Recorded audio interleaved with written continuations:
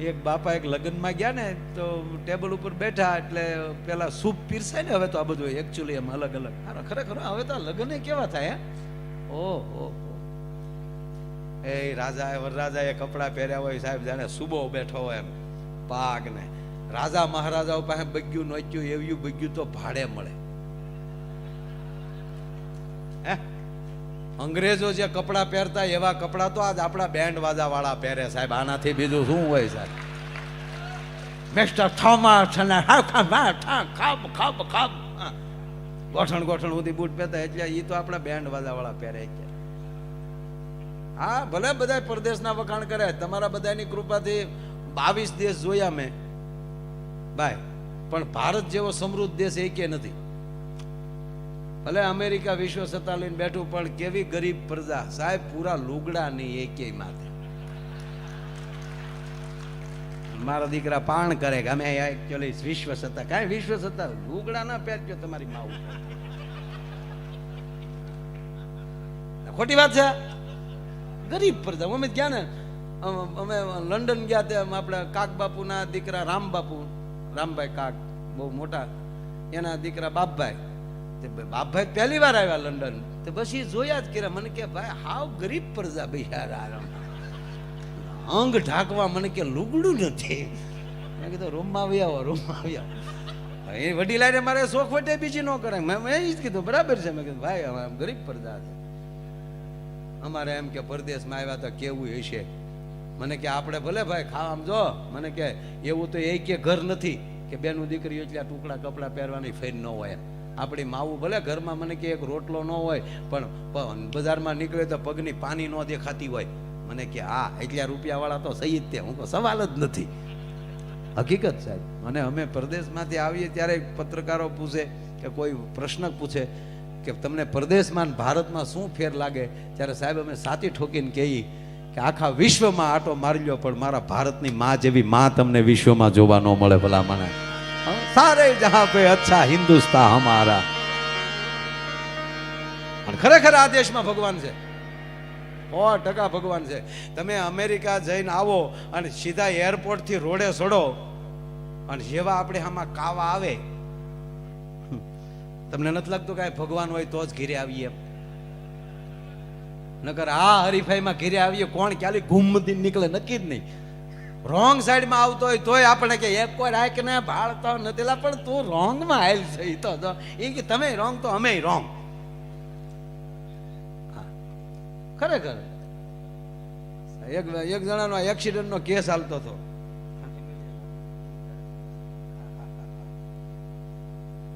સરસ, 100%. આવી બધી ફરમાઈશો આવે તો 2 દી રોકવાનું મન જ થાય ને યાર. હકીકત હો, ફરમાઈશ ઉપરની વોટ યુઝ ની ખબર પડી જાય. હા, પણ એક પણ ફરમાઈશ મોડી નથી જે મને આનંદ જ આપ્યા કરે. અને કેવો આનંદ છે કવાત. પેલા ઓલો કહી દઉં, અકસ્માતનો કોર્ટમાં કેસ ચાલતો હતો એટલે જજ સાહેબે પૂછ્યું કેમ કરતા ભટકાણા. ઓલો કે સાહેબ મારે વળવાનું હતું તો મેં ઇન્ડિકેટર આપ્યું તોય આ ભાઈ આવવા દીધું. તો ઓલો કે એને ઇન્ડિકેટર આપ્યું પણ મેં સાહેબ વાઇફરથી ના પાડી હતી કે હું ઊભું રહેવાનો નથી, એને જોવું જોવે. હવે આ કેમ રાખવા? નથી લાગતું ભગવાન આપણને બચાવે?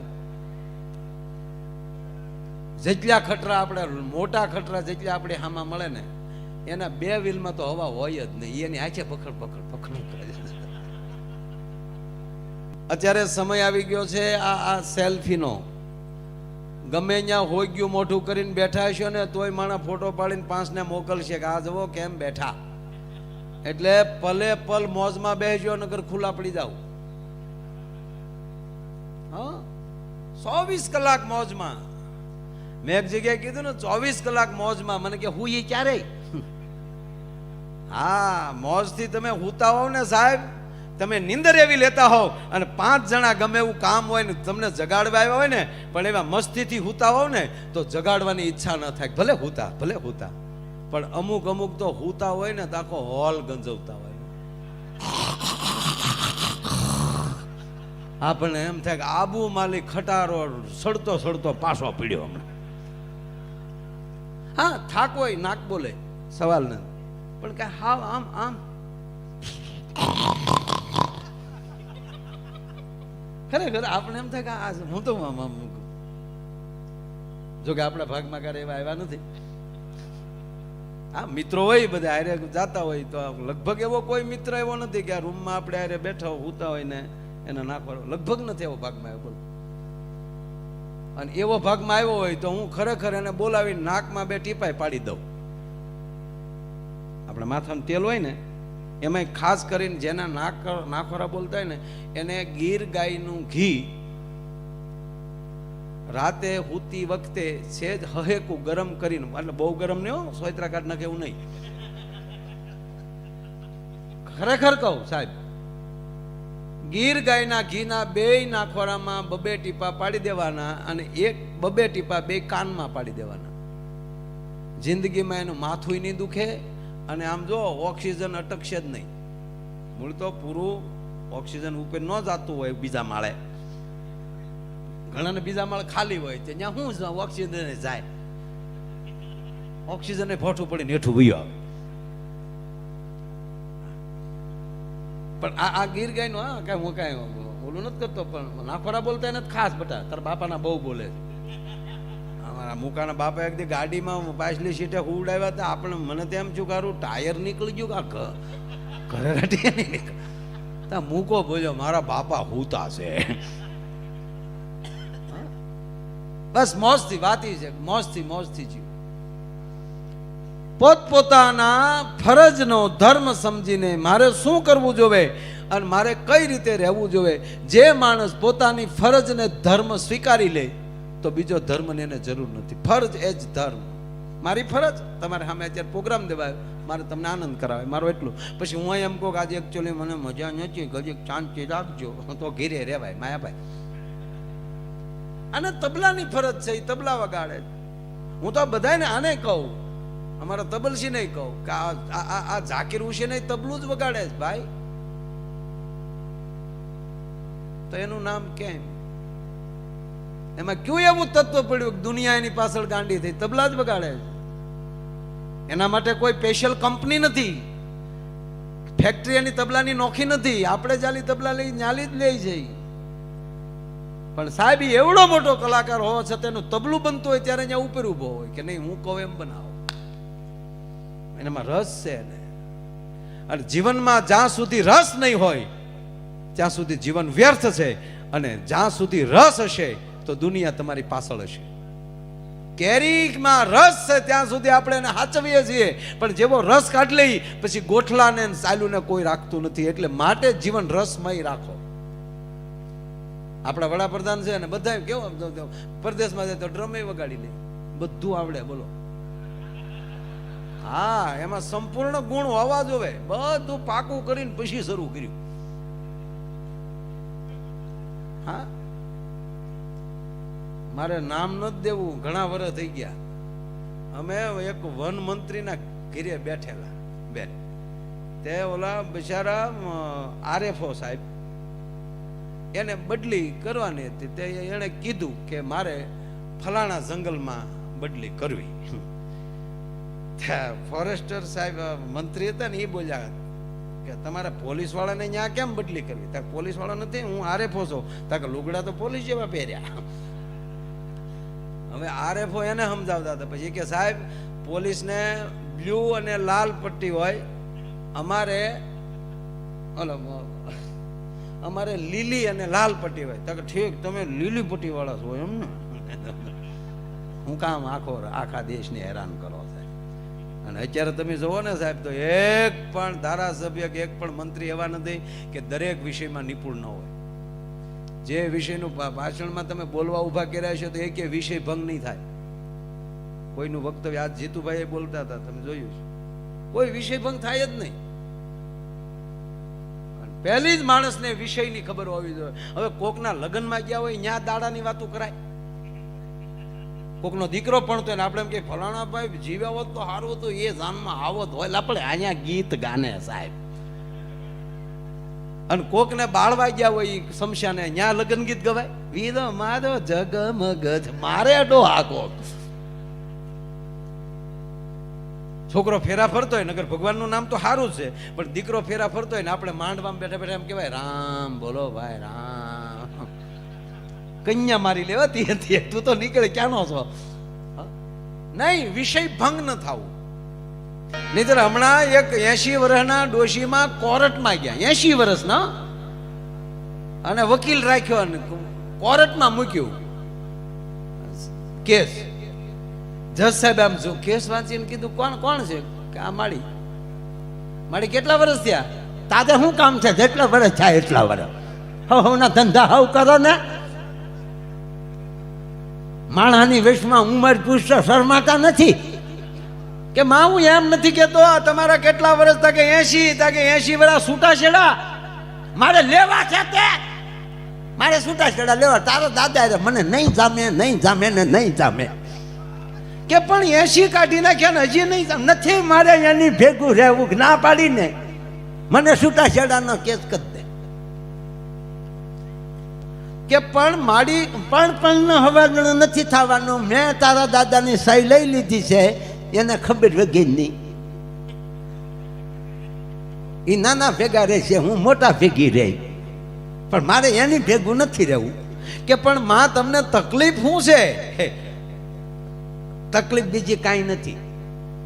એને જે મને કહેવું હોય ને એ બધું કહી દે, અને પછી હું બોલવાનું ચાલુ કરું ને તો એ કાનમાં લી ઓલું સાંભળવાનું મશીન કાઢી નાખે. જિંદગી આ જ છે મારા વાલા. કોક શું બોલે ને એ બહુ ન સાંભળવું. આપણે કેવું જીવવું નિર્ણય આપણે કરવાનો હોય છે ભલા માના. એટલે કવિ કાગ લખે છે કે કેમ તમે આવ્યા છો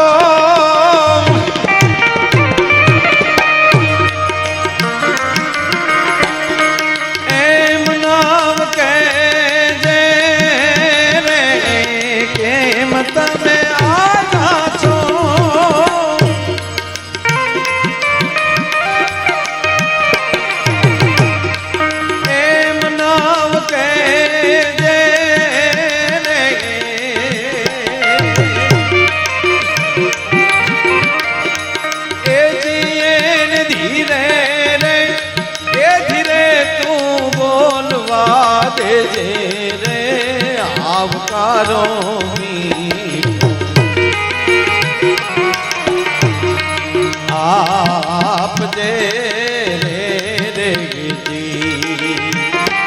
તારા આંગણિયા એ પૂછીને જે કોઈ આવે એને આવકારો મીઠો. આપ દે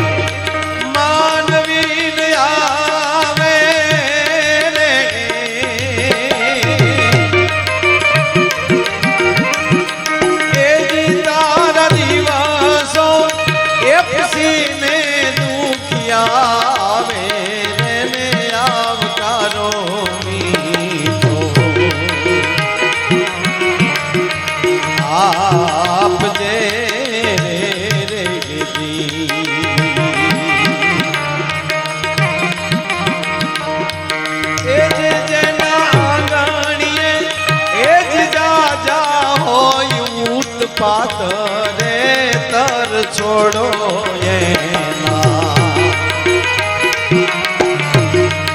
આંગણા રે રે આ કાક બાપુ કવિ કાગ દુલા ભાયા કાગ ગુજરાતના પ્રથમ પદ્મશ્રી જેણે ગાંધી બાપુને કવિતાઓ સંભળાવેલી, જેણે ટાગોરજીને કવિતાઓ સંભળાવેલી, ઈ એમ કે તારા આંગણિયા પૂછી કોઈ આવે આવકારો મીઠો આપજે, અને પાછા ઈ એવું લખે કે જેના આંગણિયા હોય જાજા ઉત્પાત તરછોડો એના આંગણા, જેને આંગણે માન ન મળતું હોય, જેને આંગણે અતિથિનો રોટલો ન થતો હોય, સાહેબ એને આંગણે લક્ષ્મીનો વાસ નથી થતો. તો આ બધું કોણ કરે? આ દાન કોણ આપીએ? કે દાન ઈ આપીએ કે જેને કેવલ ને કેવલ ભરોસો હોય કે હું લાખ આપીશ, મારો નાથ મને કરોડ આપશે. સાહેબ ને આપ્યા વગર રહેતો નથી. એ જી જેના ખંભારે એ કોઈથી રે નો ખેખવાણા રે રખો બાજે નહીં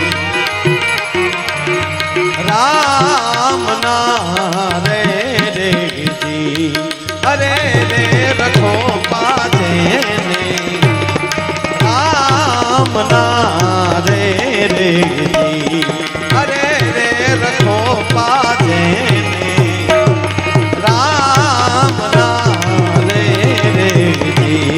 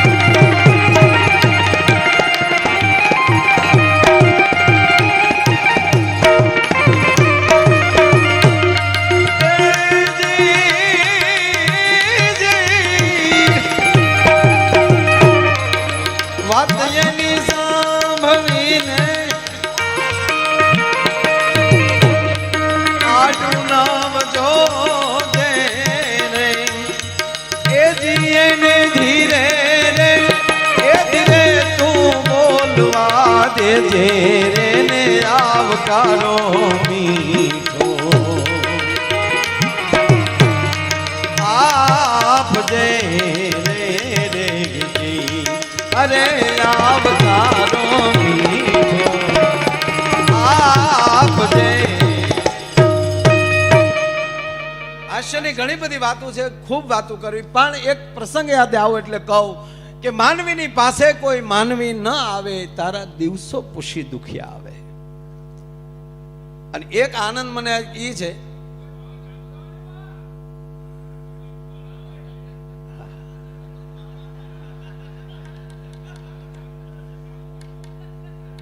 હમણાં છૂટા લઈ રાખ્યો મુના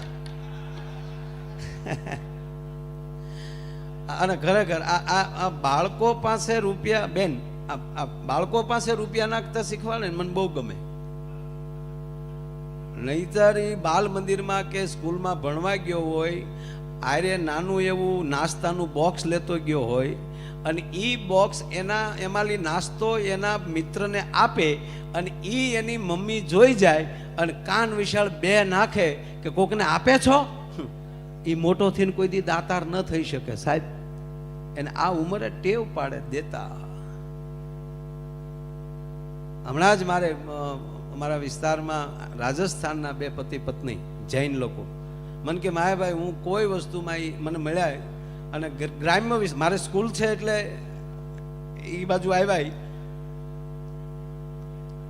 15,000 બાળકોને આ વર્ષે એને કપડા આપ્યા. ગ્રામ્ય વિસ્તારમાં જે ગરીબના છોકરા સ્કૂલમાં ભણવા આવતા હોય અને સારા કપડાં ન લાગે કે અરે આના કપડાં બરાબર નથી જ તે, એટલે એના પરિવારની મુલાકાત લઈ સાહેબ અને એક ગામમાં 50 હો બાળકોને આપે. એટલે આ આપતા શીખવું એ બહુ મોટી વાત છે. એટલે મેં એને કીધું કે તમે આવું શું કામ, આમ તમને વિચાર ક્યાંથી આવ્યો? એટલે મને એણે એવું કીધું, મને કે એ તો હિન્દી બોલતા હતા, રાજસ્થાનના હતા. મને કે મેં એ નક્કી કર્યું કે કોકને દીધું એ આપણું, કોઈને દીધું એ આપણું અને આપણી પાસે રાખ્યું એ ફેલ. આવ્યું નથી ને દીધું નથી. અને વાતે હાશી ને તમારી પાસે ગમે એવી ગાડી હોય પણ ઘર બારી કાઢો જ નહીં, એકચ્યુઅલી ખરાબ થાય નહીં, વરસાદ છે ગારો વાળી થાય તો તે લીધી હું કામ એ તો કે. અને હું તો આપ બધાને વિનંતી કરું ભાઈ, આપણે એવું નથી કે આપણે જ રૂપિયા વાળું થવું એમ. હારા માણસના ભાઈ બંધ રહ્યો ને તોય મફતમાં મોજ કરશું. દાખલા તરીકે આપણે રોડે ઊભા હોય, આપણી પાસે ગાડી નથી, માયા આયર પાસે માની લો ગાડી નથી, હતી નહીં, હતી તો ભાડા કરતો હતો. સાહેબ આ મહેસાણા બાજુથી જીપું બહુ જૂન્યું લઈ ગયો, લે વેશ કરતો. અને વળી દલાલ આઈના બધા એવા સારા, અને આપણને એવું કે માયાભાઈ લઈ જા ગાડી, રોણી છે રોડની રોણી. હા અમે સાંભળેલું, હું પોતે અહીં બહુ આવ્યો, ફર્યુસન ટ્રેક્ટર બહુ લઈ જાત. હા અને પાછું વળી કે પછી કેવી ગાડી ખબર, આબુ ચડી જાય પાણી એક પણ વાર નહીં નાખવાનું રેડિયેટરમાં. એટલે તે આપણે એમ થતો કે એટલે બદલે હવે તો ગાડી રહે ક્યાં સુધી પાણી નથી નાખવું પડતું. બોલો કેવો સમય આવી. વાત એટલી કરતો હતો મારી પાસે ગાડી નથી અને હું રોડ, મારે બહાર જવું છે, અમદાવાદ જવું છે અને હું રોડે ઊભો છું. એમાં દિનેશભાઈ આપણા ચેરમેન નીકળે એની ગાડી લઈ અને એ ઓળખી જાય કે આ તો માયાભાઈ છે, ઊભી રાખે. કેમ અમદાવાદ? હા. અને આપણે બેસી જઈએ, ગાડી એની, ડીઝલ એનું, ડ્રાઈવર એનો, એ બેઠા હોય, આપણે બેઠા હોય, આપણું એમાં 1 રૂપિયાનું રોકાણ નથી, તો સ્પીડ બેને હરખી જ મળવાની કે જુદી જુદી મળવાની? હે સાહેબ, હારા માણાને અરે ગોઠવાઈ જાવ ને તો સ્પીડ તો હરખી જ મળવાની છે, પણ ગોઠવાવું જોવે ભલા માણા, બીજો કોઈ મુદ્દો નથી. અને આ મોદી સાહેબ બીજી વાર વડાપ્રધાન થયા પછીનો હું રોજ જ્યારે મને ટાઈમ મળે ને તો હું જે ચાલુ સત્ર પાર્લામેન્ટ હોય ને એ જોતો. એટલા વર્ષોમાં આઝાદી મળ્યા પછી ભારતના પાર્લામેન્ટમાં જય શ્રી રામ આવા નારા બોલાતા હોય તો પહેલી વાર બોલાય છે સાહેબ. આનાથી તો બીજું તમારું શું હકીકત છે સાહેબ, તમે જોતા હશો. 1951માં બેન, આપ તો વિધાનસભામાં બેસો છો એટલે મને યાદ આવ્યું એટલે કહું, 1951માં જે ગૃહમંત્રી હોય મારે એ તત્કાલના, મને કોઈ વાંધો નથી, એ વખતના ભૂપત બારવટિયાએ, ગુજરાતનો ખુખાર બારવટીયો સાહેબ, 3 ગામ એને ભાંગ્યા અને 3 ગામના 47 માણસોને માર્યા. ભૂપત બારવટિયાને પકડવા માટે સાહેબ ગુજરાત સરકારે એલાન કરી નાખ્યું અને જે અધિકારીઓને એને પકડવાનો હતો એ અધિકારીઓ ઉપર દબાણ લાવ્યા કે ભૂપતને નહીં પકડો ત્યાં સુધી તમને અડધો પગાર દેવામાં આવશે. સાંભળજો, હું કીધું, જ્યાં સુધી ભૂપતને તમે નહીં પકડો ત્યાં સુધી તમને અડધો પગાર દેવામાં આવશે. એ ભૂપતને ખબર પડી કે મારે હાટું આ અધિકારીઓને અડધો પગાર. એણે ગૃહમંત્રીને ધમકી આપી કે ફૂલ પગાર નહીં કરીને તો હું ન્યા આવી તે ફૂલ પગાર કરી નાખ્યો હતો. બોલો હા, હું તમને ઈ તારીખનું સાપું છે મારી પાસે,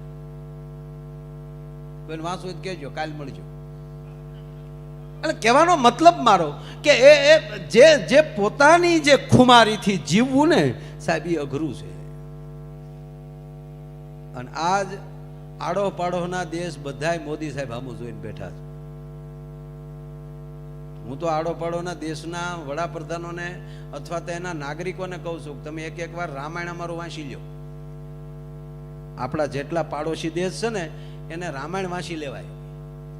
હું કામ આપણી આરે પહેલું વહેલું લંકા વાળાએ બગાડ્યું. બરાબર, લંકા આરે આપણે વાંધો પડ્યો અને રાવણે માં જાનકીનું અપહરણ કર્યું.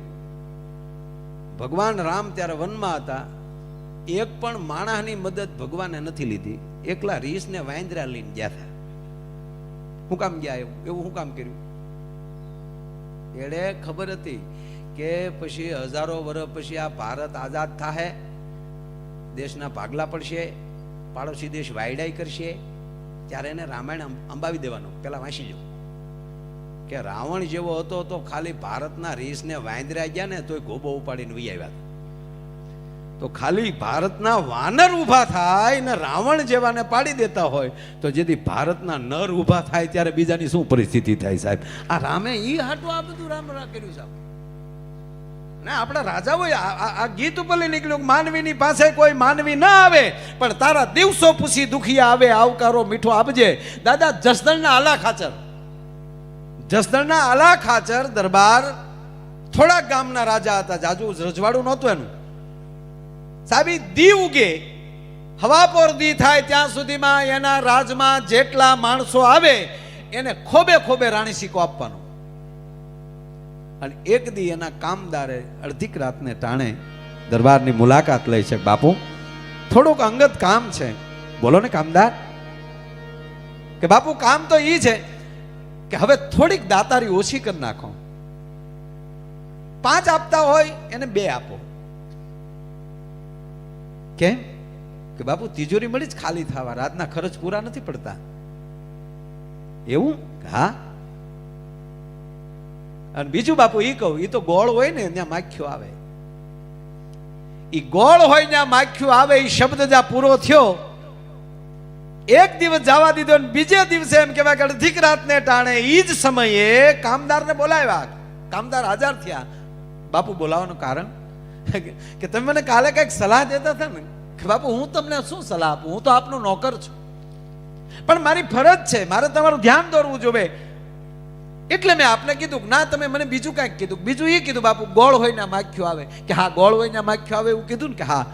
એટલે રાતે ગોળ મૂકીને જસદણના આલા ખાચર એટલું બોલ્યા કે લ્યો કામદાર, આ રહ્યો ગોળ, માખ્યો લઈ આવી ગયો. ત્યારે કામદાર એટલું બોલ્યા કે બાપુ એ તો દી હોય તો માખ્યો આવે ને. ગાંડા હું એ જ કહું છું કે મારે આંગણે દી છે એટલે દુખી આવે છે ને, બાકી હાંડલા કુસ્તી કરતા હોય તો કોણ આવે ભલા માણસ? હે, એમ માનવીની પાસે કોઈ. અને જો એનો બીજો પ્રસંગ યાદ આવ્યો, પહેલી વાર બોલું છું આ પ્રસંગ, મારી જિંદગીમાં પહેલી વાર આ પ્રસંગ બોલું, યાદ આવ્યો એટલે કહું. જસદણના આલા ખાચરના બહુ નજીકના વ્યક્તિ, હવે એનો જેના નજીકના માણસ રાજા હોય એ પોતે ઘોડી લઈને નીકળ્યા અને હોકાના શોખીન. ઘોડા ઉપર બેઠા બેઠા હોકો પીતા જાય. કેવી ફાઇટ! એમાં એક પટેલનું ખેતર આવ્યું. બરોબર એમ કહેવાય કે લાણી થઈ ગયેલી અને પોતાના ડુંડા છે એ ખળામાં પડેલા અને આણે ત્યાં ઘોડું લીધું. એટલે દરબારના બહુ નજીકના માણા એટલે આગતા સ્વાગતા કરી ખાટલા પાથરી દીધા, પાણી પાયું, ચા પાય. પછી કીધું બાપુ કઈ સેવા? સેવા એટલી જ, મારા હોકામાં દેતવો ખાલી થઈ ગયો છે, મને દેતવો પાડી દે. હા બાપુ હમણાં પાડી દઉં. તાકે એનો નહીં, જે આપણે ખંપાળી કયો કે દંતાળી જે કહેવાતું હોય, જે ડુંડા બાજરાના લેવા માટે એના દાતા, એ એને નજરમાં આવ્યા ને કીધું ઓલા દાતા આવે ને એ કડક લાકડું હોય, એના દેતવો હારો થાય, એના પાડી દે. કહે બાપુ એના દેતવો પાડું તો માથે મેં હમણાં આગળ આવી જાય તો મારે આ પગર હેનાથી ભેગો કરવો? કે કીધું છે કે માર ખાવા છે. ઓલો માણા કાંઈ બોલ્યા વગર પોતાની ખંપાળીને બાળી દેતવો પાડી એને આપી દીધો. ઓલો હોકો પીડી માણા રવાના થઈ ગયો અને માથેલી કલાક ગઈ. હામેલાની ધારે મેં મંડાણો, ખંપાળી હતી નહીં, આ છે કેટલું ભેગું કરે અને માણસનું આખું વરફ ફેલ ગયું. મોલ એને કહેવાય કે પગર પલળી ગયો, બાજરો પલળી ગયો. રાજમાં ગયા છે બાપુ, આજે હું આ વર્ષે તમને હું કર નહીં આપી શકું કે બેટા હું ક્યાં જાજો કર લઉં છું, યોગ્ય લાગે તો આપજો, પણ કોઈ દી હું માગતો નથી. પણ કે બાપુ અમે સામેથી દેઈ છીએ, રાજા છે, અમારે દેવું જોઈએ, અમારે તમે અમને રક્ષા કરો છો તો અમારે તમને દેવું જોઈએ, પણ આ વર્ષે હું નહીં આપી શકું. ના આપવાનું કારણ શું કે મારો આખો સિઝન મારી ફેલ ગઈ સાહેબ, મને બહુ નુકસાન ગયું. નુકસાન જવાનું કારણ કે બાપુ નુકસાન જવાનું કારણ ફલાણા ભાઈ છે ને કે હા એ આ રીતે આવ્યા અને આ રીતે ખંપાળીને મારા દાતાને બાળી નાખ્યા અને એને મેં હોકો ભરી દીધો ને એટલે બાપા હું પગર હરખો ન કરી શક્યો ને વરસાદ આવી ગયો, એને હાજર કરો. ભલે મારા સંબંધી હોય પણ મારી જનતા ઉપર, મારી પ્રજા ઉપર આવો હક એનો છે નહીં. એને બોલાવો અને એને દિવાલ પાસે ઊભા રાખ્યા અને કીધું કે હવે ખંપાળી લાવો. બાજુમાં કોઈ હતું રહેતું હતું એની ખંપાળી લાવ્યા અને કીધું કે વડીલ તમને આના દાતા બહુ ગમે ને, કે હા આના હોહરવા દાતા કાઢ નાખો. અને દાતાથી એમ કહેવાય કે દિવાલમાં જડી દીધા, આવો હુકમ કર્યો. મારો કહેવાનો અર્થ કે ઈ સમાજમાં વાત થાય કે આ રાજા કોઈને મૂકતો નથી તો કોઈ ઈ એના રાજમાં કોઈ આવી હરકત કરી શકવાનો છે? સાહેબ હોપો પડી ગયેલો કે એના સંબંધી એની બહુ નજીકના માણસ હોવા છતાં આવો જો એક માણસનો એક વર ફેલ થઈ જાય અને આવું કૃત્ય એને કર્યું છે તો એ અને આ સજા દેવી જ જોવે. અને આવી જે મોતની સજા આપીએ કે મારો કહેવાનો અર્થ એટલો જ છે સાહેબ કે જીવનમાં કાંઈક કરવું ને એમાં સાતી મોટી હોવી જોઈએ. થઈ જશે ને આમ થશે એ ન ચાલે ભલા માણા. હે